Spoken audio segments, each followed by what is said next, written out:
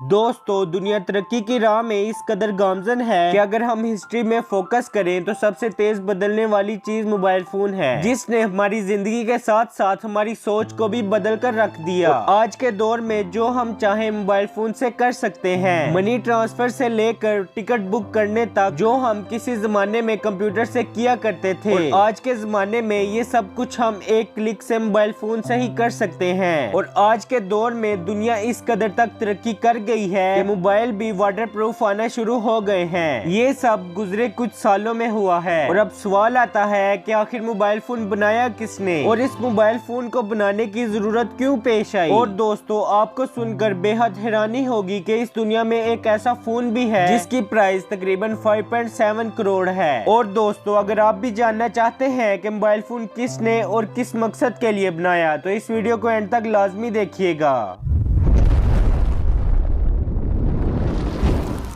दोस्तों, कम्युनिकेशन शुरू से ही इंसान की जरूरत रही है। किसी जमाने में इंसान खत के जरिए कम्युनिकेशन किया करते थे और खत को एक जगह से दूसरी जगह तक पहुंचाने के लिए कबूतरों का इस्तेमाल किया जाता था और कागज पर खत लिखकर कबूतर के गले या पाँव में डाल दिया जाता, जो एक जगह से दूसरी जगह तक आसानी से खत पहुंचा देता था। लेकिन जैसे जैसे दुनिया तरक्की करती गई, इस मकसद के लिए तेज रफ्तार घुड़सवारों से काम लिया जाने लगा, जिनके स्टेशन तकरीबन पूरी दुनिया में कायम हो चुके थे। एक स्टेशन तकरीबन दूसरे स्टेशन से 10 किलोमीटर की दूरी पर होता था और ये घुड़सवार एक स्टेशन से खत लेकर दूसरे स्टेशन तक पहुंचाते और अगले स्टेशन भी इसी काम को सरअंजाम देते। और ऐसे में खत एक मंजिल से दूसरी मंजिल तक आसानी से पहुंच जाते। और जब साइंसी दौर शुरू हुआ तो कम्युनिकेशन में भी तरक्की आती चली गई और रेल इजाद की गई और अब उन घुड़सवारों की जगह एक रेल ने ले ली थी। और अब रेल बहुत ही जल्दी एक जगह से दूसरी जगह तक खत पहुंचा देती। दूसरी तरफ जहां घोड़ों को काफी दिन लग जाते, लेकिन रेल के जरिए ये खत 1 या 2 दिन में अपनी मंजिल तक पहुंच जाता। उसके बाद 1838 में टेलीग्राफ इजाद हुआ, जिसने मोटर और रेलगाड़ी की मोहताजी को खत्म किया। इस आला को डेविड एल्टन ने बहुत ज्यादा स्ट्रगल कर इजाद किया था और जिसके जरिए नुक्ते और हरूफ से कम्युनिकेशन किया जा सकता था और ये आला बिजली से चलता था। इस इन्वेंशन ने दुनिया को बदल कर रख दिया। उसके बाद 1895 में वायरलेस इजाद हुआ और इस आले को मैक्रोनी ने दिन रात की मेहनत करके तैयार किया था। इसमें किसी भी वायर का इस्तेमाल नहीं किया गया था, बल्कि वायर के बगैर ही लोग एक दूसरे से कम्युनिकेशन कर सकते थे। और ये आला फिजा में पाई जाने वाली रेडियाई लहरों के जरिए पैगाम पहुंचाता था, जिनकी रफ्तार तकरीबन 1,86,000 मील फी सेकंड थी, जो कि उस जमाने में सबसे तेज कम्युनिकेशन का काम करती थी। लेकिन अगर इसकी रेंज की बात की जाए तो इसकी रेंज बहुत ही कम होती थी और सिर्फ चंद गज के फासले के बाद ही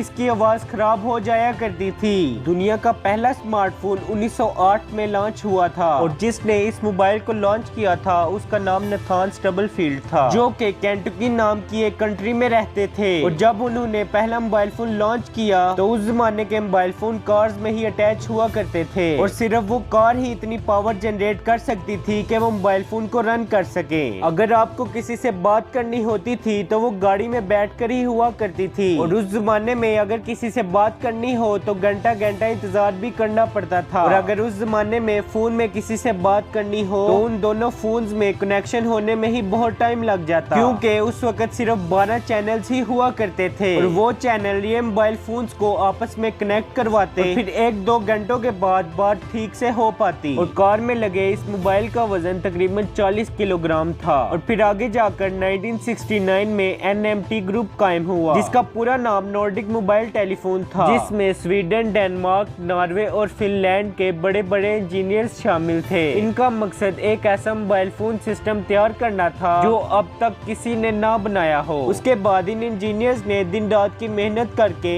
एक ऐसा मोबाइल फोन निकाला जिसका वजन बहुत ही कम था और बहुत ही आसान तरीके से इससे कम्युनिकेशन कम्युनिकेशन की जा सकती थी। ये मोबाइल फोन अक्टूबर 1983 में लॉन्च किया था, जिसका नाम मोटोरोला 8000X था और ये आते ही दुनिया का सबसे तेज कम्युनिकेशन करने वाला मोबाइल फोन बन गया। और ये पहला पोर्टेबल सेल फोन भी था और ये इतना छोटा था कि जहाँ चाहे ले जाया जा सकता था और इसका वजन भी बहुत ही थोड़ा हुआ करता था। और फिर कुछ महीनों बाद 1983 में इसे लोगों के लिए बेचना शुरू किया, जिसके कुछ फीचर्स 30 मिनट का टॉक टाइम और 8 घंटे स्टैंड बाय और एक LED भी शामिल थी। ये मोबाइल फोन लोगों को इतना पसंद आया कि उन्होंने एक ही वीक में बहुत ज्यादा यूनिट बेच डाले। 13 अक्टूबर 1983 को डेविड डी मिल्हन ने अपनी मर्सिडीज में बैठे बैठे मोटोरोला 8000X से कॉल की, जो कि दूसरे मुल्क के रिहायशी थे और इनका नाम बार्नेट था। बार्नेट ने जर्मनी से दोबारा से इनको कॉल की और इनकी तकरीबन आधा घंटा बात हुई और इस कॉल में उनको किसी किस्म की कोई मुश्किल पेश नहीं आई। और ये उस जमाने का पहला ऐसा फोन था जो बगैर किसी रुकावट के इतनी देर तक बात कर सकता था। और इस मोबाइल की प्रोडक्शन ने पूरी दुनिया की सोच को बदल कर रख दिया, क्योंकि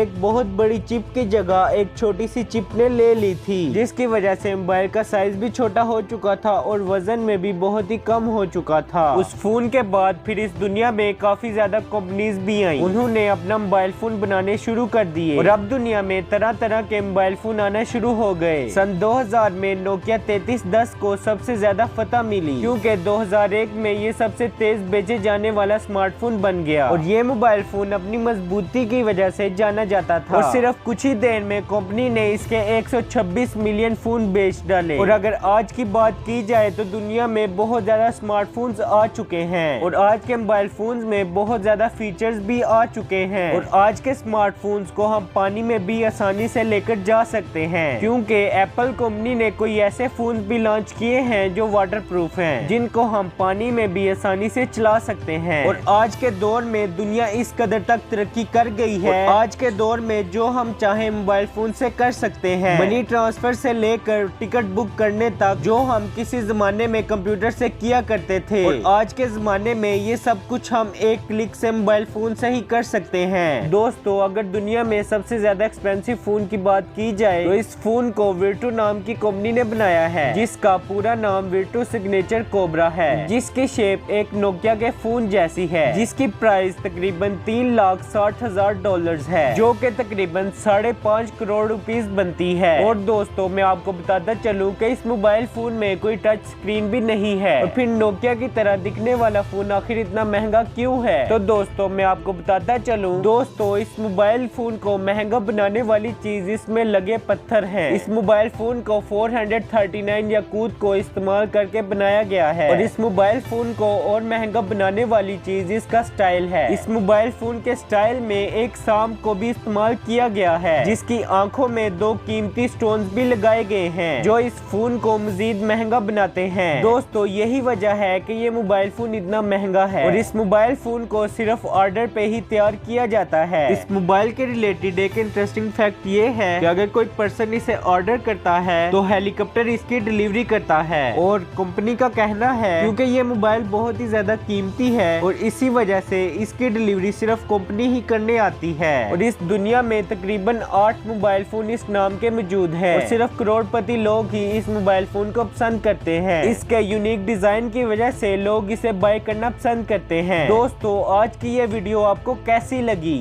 अगर वीडियो अच्छी लगी हो तो वीडियो को लाइक और चैनल को सब्सक्राइब करना मत भूलिएगा।